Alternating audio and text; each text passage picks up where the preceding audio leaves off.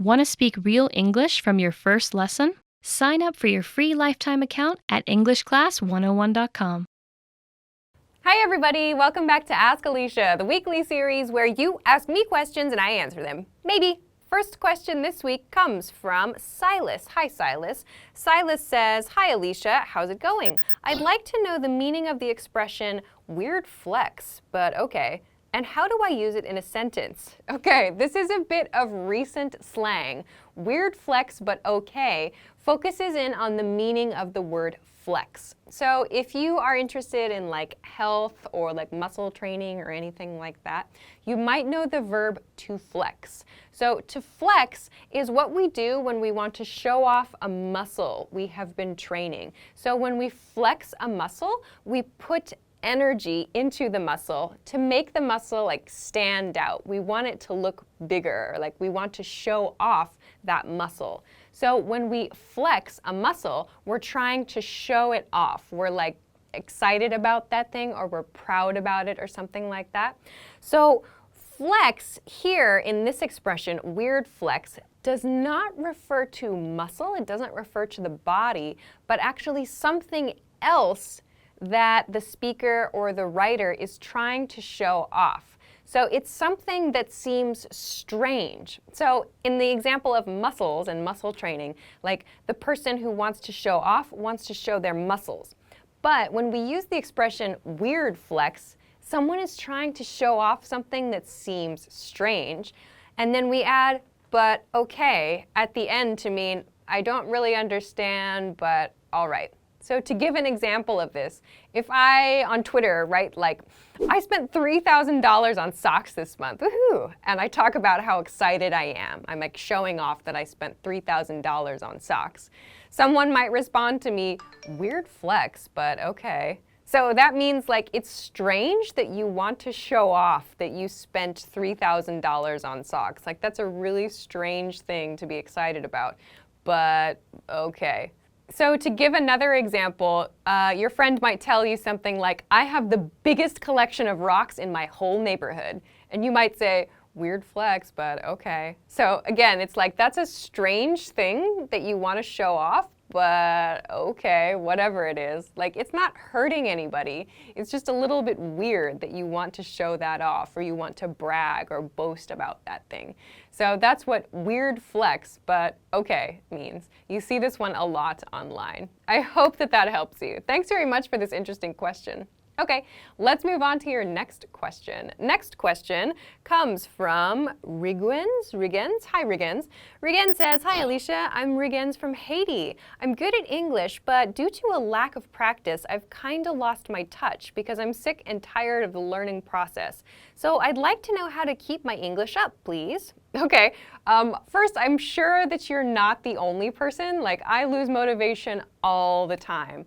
I would say that if you are having trouble keeping your motivation up, you should try looking for a different way to practice or a different way to use English. So, for example, if there's a hobby that you have in your native language, you could try doing that in English. Or maybe there's a book or a movie that you are really interested in or that seems cool, and you want to understand that in English. I would suggest trying to find something that's not like a traditional textbook or it's not a traditional way of learning, like going to a class and doing worksheets and that kind of thing. I would suggest actually trying to use English in your everyday life to like do your work or to study something or to accomplish a hobby. Maybe you make a new friend who can speak only English. So I would suggest finding something outside of a traditional learning setting to do. I think that that might help you a little bit with your motivation. That has helped me a lot in the past. Actually, making friends with people who cannot speak my language has been hugely motivating for me, and I try to study the vocabulary words that they often talk about, and I try to learn from their speech patterns too. So I would suggest trying to find something to do with other people as much as possible that uses English. So I hope that this helps you and helps other people with their motivation issues. It happens to all of us at some point in time, but I hope that these tips can help. Thanks very much for this question. Okay, let's move on to your next question. Next question comes from Ahmet Farouk. Hello, Ahmet. Ahmet says, what is the difference between may and can? Okay, historically, may is used to ask for permission. Can is used to express ability to do something or lack of ability to do something. So that's the historical use of may and can. In today's English, however, lots of people use can to ask for permission to do something. We do not, however, use may to talk about ability. So let's take a look at some examples. Can I go to the restroom? May I go to the restroom? Can I leave early today? May I leave early today? So in today's English, these all refer to the same thing. They're all requests to use the restroom or to leave early. In today's American English, I would say that using may tends to sound a little bit more formal than using can. If you ever want to be sure to sound polite and to make sure you're communicating clearly, you can use may. But in most day-to-day conversations, we use can. So I hope that this helps you. Thanks very much for the question. Okay, let's move on to your next question. Next question comes from Giovanni. Hi, Giovanni. Giovanni says, hi, Alicia. My name is Giovanni. I'm from Venezuela.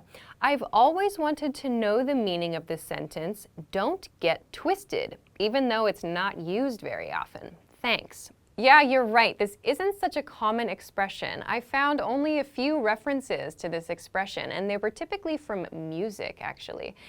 So this expression could mean like don't get angry or don't get upset or don't get nervous. So it refers to being in like a negative condition.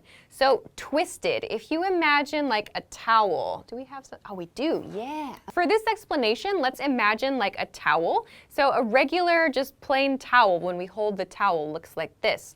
But if we twist the towel like this, it's under tension, like it's under pressure. So if we imagine ourselves as like the towel, like we're under pressure, we're really tight, we're really tense. We could be angry, we could be nervous, we could be upset about something. So if someone says to you, don't get twisted, it's like, chill out. Like, don't be upset, don't be angry. Relax, in other words. So I would guess that this is what this word means, or what this expression means, rather. But as you said, this is not such a common expression. We don't say, don't get twisted, really, in American English. You might hear people say something like, just chill out, as I've said, or maybe like don't worry, or there are a couple of other slightly more rude expressions that we use too. So I hope that this helps you. Thanks very much for the question. Okay, let's move on to your next question. Next question comes from Malik. Hi, Malik. Malik says, is this sentence correct? The color of shirts of players. Could you explain more about two possessive nouns in a row? Thanks in advance. Yeah, great question. This is kind of tricky. So in this situation, we would say the color of the players' shirts. So a key here is that we're using players and we're using an apostrophe after the S in players.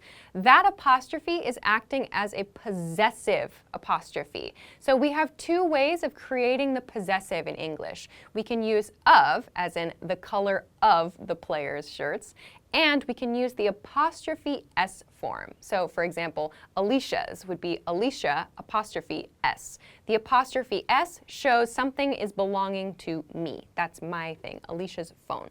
So in this situation, we have players. Players. Here, we're talking about shirts that belong to players. So it's not just one person. When a noun ends with an S, we make the plural possessive form by adding an apostrophe to the end of the word, and we do not add another S. So in the singular form, when I said Alicia's phone, for example, Alicia is one person. So I write Alicia apostrophe S. In this example, however, because we're talking about a group of people, players, we don't use an apostrophe S because the word already ends in S, and it sounds kind of strange to try to say like players or something like that. So to avoid this, we simply write players with S and add an apostrophe at the end. So this shows the plural form. That means plural possessive apostrophe there. it's very natural to use that apostrophe form of the possessive when we're talking about something that belongs to a person. So again, in my example, when I said Alicia's phone, it sounds quite natural to use that apostrophe S to show possession as a person. In the plural form too, players' shirts. It's a shirt or shirts that belong to a player. So when we're not using a person, when we're using like an object, it might be a little bit more common to see an of pattern used there. In this case, it's color of the shirts. So color is like a characteristic that belongs to the shirt, or in this case, shirts. So here, it sounds natural to use the of pattern because there's not a person here. We're talking about the characteristics of an object. Color of the shirts.